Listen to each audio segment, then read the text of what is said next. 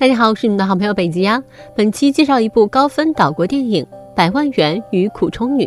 21岁的日本女生玲子是一个长相漂亮的平凡女孩，她没有特长，没有朋友，更没有一技之长，平时只是打点零工。刚刚大学毕业，她和父母住在一起，她对自己的未来一片迷茫。由于性格内向又很倔强，她经常和家人发生矛盾，遭到弟弟的嫌弃。好不容易找到工作后，玲子觉得住在家里很是压抑，她决定和朋友阿美一起租一间房子。两人兴冲冲地挑了很久，可当两人即将入住的时候，阿美突然提出自己的男朋友小刚也要和他们住在一起。玲子虽然很不乐意，但是嘴上也没有说什么。搬家的那天，阿美没有出现，小刚告诉她，阿美跟他刚刚已经分手，这间房子以后就只有玲子和他一起住了。玲子顿时五雷轰顶，自己的室友突然变成一个陌生人，还是公的，这任谁也接受不了呀。但由于性格比较懦弱，玲子再一次选择忍气吞声。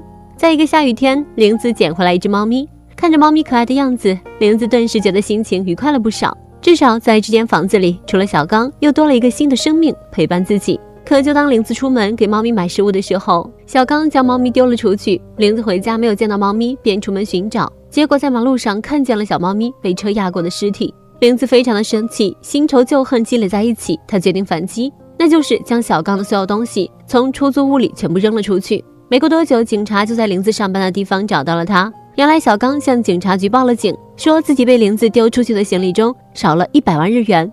用脚趾头想想也知道他是在撒谎，但话说回来，玲子的确把人家的东西扔出去，苦于没有证据，玲子无力申辩。好心的警察有心帮助单纯的玲子，便提醒道，如果两人在同住期间有发生过性行为，这件事就可以被当成一般的情侣吵架，由刑事案件变成了民事案件。但如果不是，玲子就要负刑事责任。沉默了良久，玲子还是坚持原则，说了实话。最终玲子被拘留15天，还要赔偿100万日元，并且有了前科，房子是不能再继续住下去了。无奈之下，玲子出来后又灰头土脸的回了家。弟弟觉得玲子的前科记录对自己的升学条件非常不利，于是在饭桌上怒斥姐姐的不是。父母也因为一些小的事情争吵个不停，最终玲子爆发了情绪，她宣布只要自己挣够100万日元，她就搬出去寻找属于自己的生活。从那之后，玲子身兼数职，同时打了好几份工，服务员、清洁工、客服，只要是她能干的，她都愿意去做。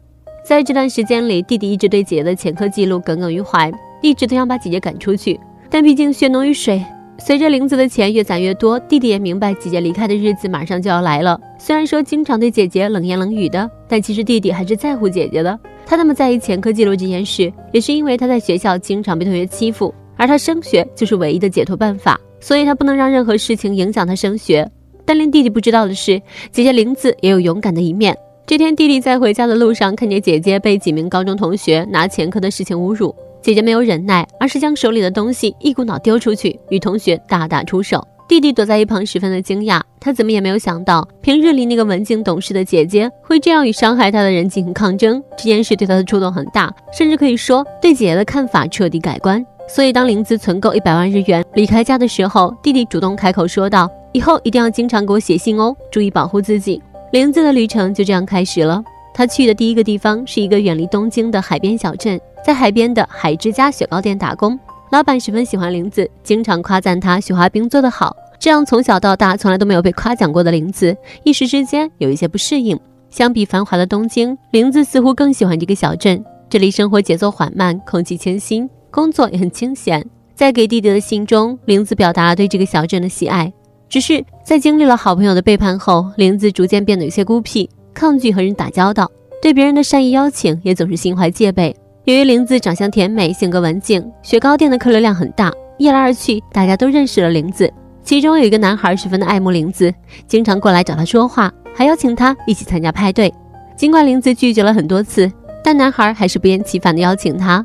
最终她没有办法推脱，只好和男孩一起去参加了派对。但就在第二天一早，玲子还是收拾好行李离开了这个小镇。一方面是因为自己又攒够了100万日元，另一方面她想躲避刚刚建立起来的人际关系。但她不知道的是，那个爱慕她的男孩在得知她离开的消息后十分的伤心。也许玲子永远都不知道自己曾经拥有过这份无疑的牵挂。玲子去的第二个地方是小森，在好心大叔的介绍下，她来到了一个果园打工，继续存钱。这里的年轻人大多选择外出打工，所以果园的果树欠缺打理。这个季节正是缺人手的时候，玲子的到来让大家十分的开心。不仅如此，桃园的奶奶还盛赞了玲子的摘桃技术，亲切地称呼玲子为桃子姑娘。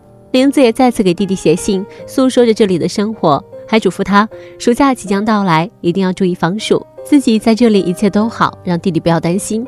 又过了一段时间，玲子逐渐熟悉了这个果园。可就在这时，村长突然找到了他，想聘请他作为桃园的形象大使，上电视推销这里的桃子，促进经济发展，增加农民收入。听到这个消息，玲子愣住了。一来她天生内向，不擅长社交，更别说上电视接受采访；二来她曾有前科，也许会给村民们带来负面影响。她实在是不知道该怎样去推脱这件事情。但思来想去，如果自己迟迟不说清楚，按照事情发展，她一定要去做这个代言人。于是在村民们一起开会的时候，玲子当众拒绝了村长的请求，理由是自己无法胜任。但村民们一下子就恼火了，说我们给你吃，给你住，给你工作，让你帮个忙都不帮，这是在歧视我们乡下人。一个人带了头，所有的村民都开始了对玲子的批判，压得玲子喘不过气来。无奈之下，玲子只好当众说出了自己曾经有犯罪前科的事实，说完便冲了出去。第二天，玲子启程离开了这里。这次她没有攒够100万，但是玲子却待不下去了。第3站是离东京不远的一个小城，这里的工作是花店的员工。在这里，她认识了21岁的男同事中岛。中岛温柔体贴，处处照顾玲子的想法，知道她不喜欢人多的聚会，便提前将她带走。在这样长久的温柔攻势下，玲子发现自己恋爱了。隔天，中岛主动邀请玲子一起喝咖啡，在他面前，玲子第一次敞开心扉，讲述了自己每到一个地方攒够了100万就会离开的事情。可说了实话后，玲子就后悔了，她害怕对方会像果园的人们那样开始讨厌自己，便匆匆离开了咖啡店。中岛急忙追了上去，说自己不讨厌玲子，并向她告了白。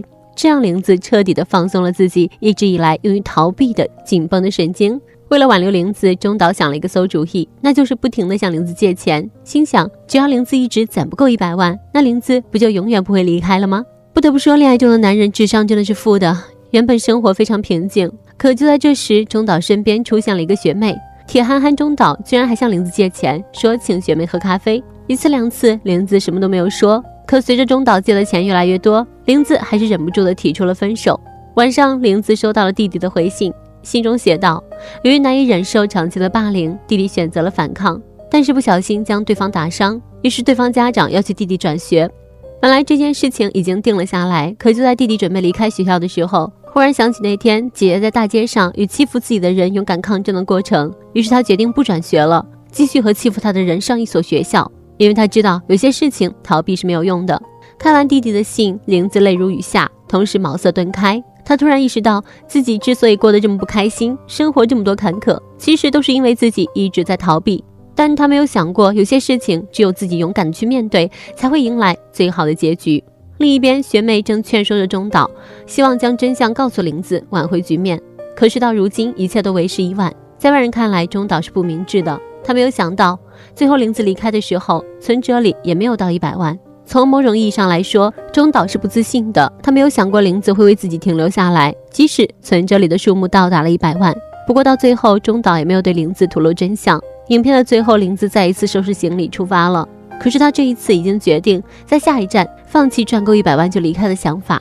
这一次无论如何都不会再逃避了。玲子的流浪还在继续，是否真的能赚够100万已经不再重要了。重要的是，在这条路上，她留下了心情和足迹。就如同很多时候我们上班、下班、加班赚银子一样，赚到了去买什么是一个方面，但赚的过程才是值得思考。当我们真正明白这一点后，我们也就真的长大了。本期的故事到这了，小伙伴们，下期见，拜拜。